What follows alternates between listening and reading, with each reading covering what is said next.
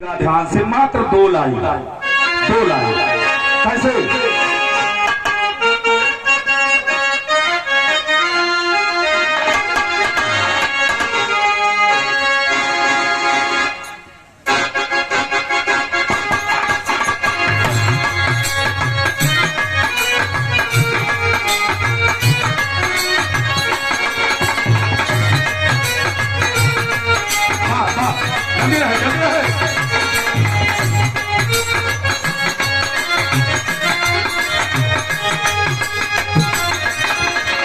एक जमाना रहल मोटरसाइकिल से 3-4 मोटरसाइकिल पर बैठ करके आदरणीय विजय लाल यादव जी महावीर झंडा का कार्यक्रम गाने पर फरारों पहुंचे थे।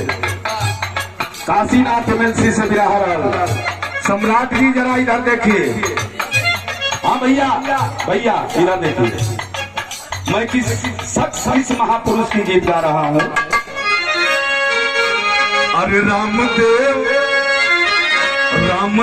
फुल्लू की विरासत,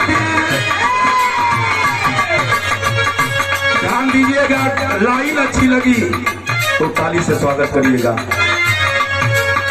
रामदेव फुल्लू के विरासत जोगावत जलाल यादव बिरहा। रामदेव फुल्लू के विरासत जोगावत जलाल यादव बिरहा।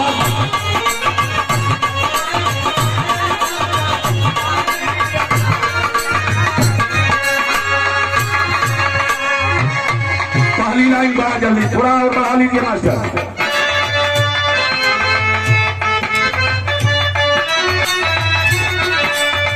रामदेव फुल्लू के विरासत, रामदेव फुल्लू के विरासत जोगावत जलाल यादव बिरहा। रामदेव जलाल यादव बिरहा।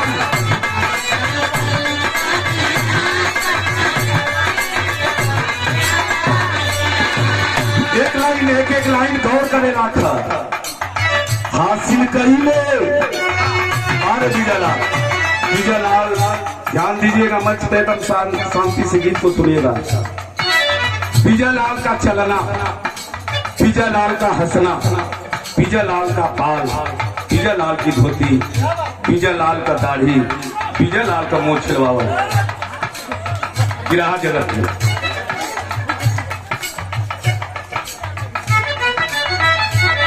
और माननीय हमारे बड़ा भैया जिनको हम बड़ा भाई कहते हैं, बड़ा भाई बाप के समान होता है। दूसरी लाइन है हासिल कईले। उपेंद्र लाल यादव बनारस से अपने गुरुजी के सम्मान में कहा कहिए हासिल कईले बिरहा महारथी। हासिल कईले बिरहा, हासिल कईले बिरहा महारत जोगावत जलाल यादव बिरहा।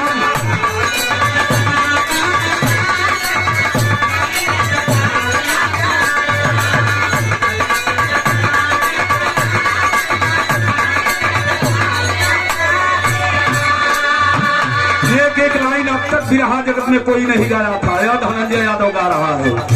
कैसे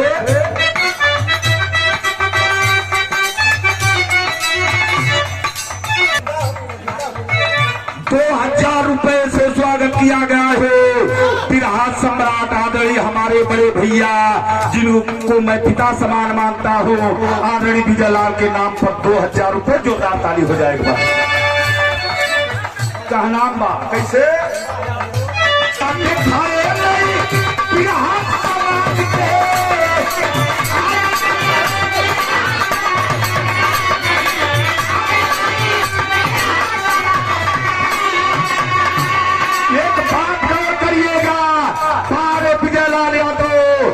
विजय लाल यादव का बिरहा जौन गीत विजय लाल गा देते हैं, गवैया के रिहर्सल मारे लगे के समय नोटबंद से ला तो हरे न दुनिया को ये सब गवैया रियाज मारा थू। ये लिए कहना मका नहीं आके खाए बिरहा समाज के।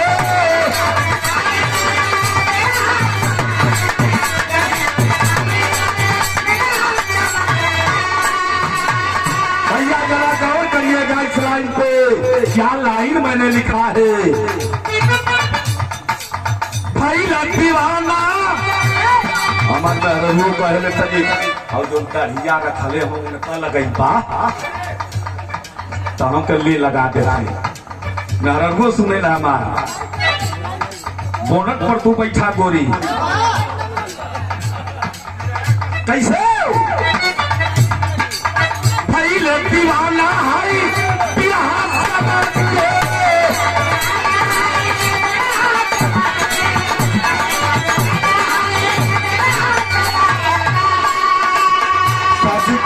दुनिया सवारती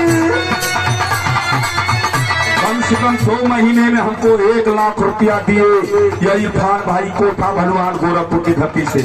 राजेश भैया बैठे हैं, पहले ही बतौली 10 बीघा खेती है बैकाठ में, परिवार वहां रहना अपने प्रधानी करेगा। दूसरी लाइन है बड़ी अनमोल लाइन है, बिरहा के साथ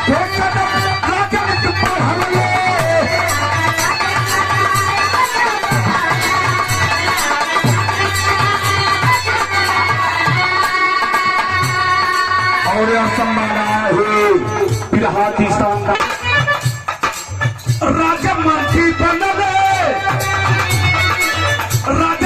बनले समाजवादी सीट पे।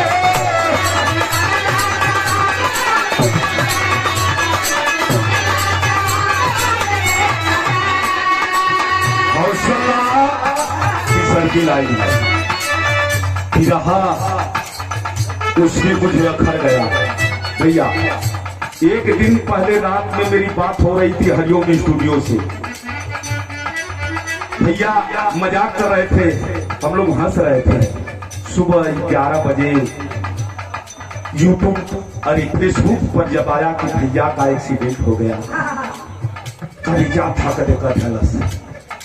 लेकिन हम हमारे हरिओम चैनल के मालिक अभिमन्यु भाई, राजन भाई, सारे लोग चल दिए, लेकिन वहां किसी से मिलने नहीं दिया जाता था। ये लिए हम अपने दिल का दर्द लिख लिखा कैसे। ये लिए हमारा आपसे कहना है अपने के जुगा के रखी। आज बहनों तो बुझा ली कि हम ही बोल यहाँ पे छोट लो।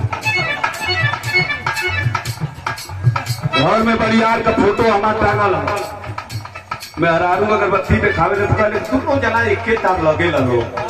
हम तो नहीं देखिए हम कपाल छिलौले भैया कथी। ये लिए का नाम है था भैया से का नाम है, आपसे का नाम है बिरहा समाज के।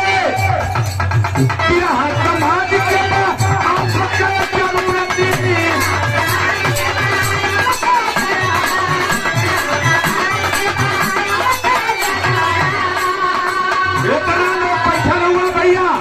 अगर यह मेरी लाइन अच्छी लगे तो एक बार पिजालाल यादव के नाम पर जोरदार ताली होनी चाहिए। कौन सी लाइन है? प्रणाम बिरहा समाज के अभिमान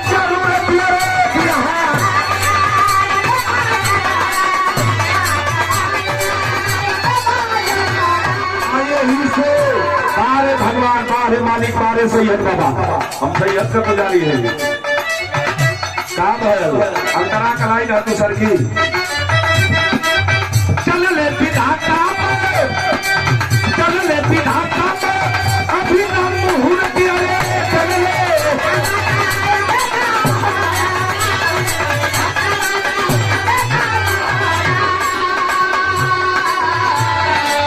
आज भीता और विजयलाल यादव, आज बिरहा से विजयलाल यादव को एक साइड कर दिया जाए तो बिरहा एकदम अधूरा हो जाए।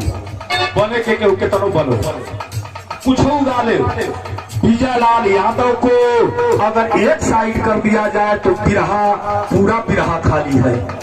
यही लिए गीत का आखिरी लाइन है।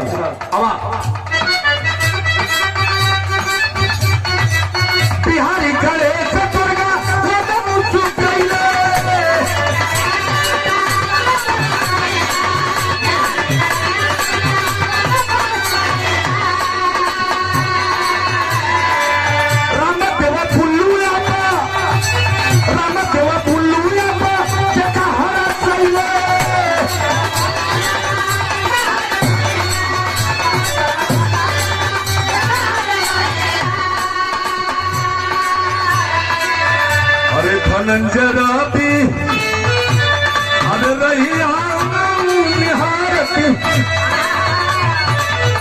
अरे धनंजय रवि रहिया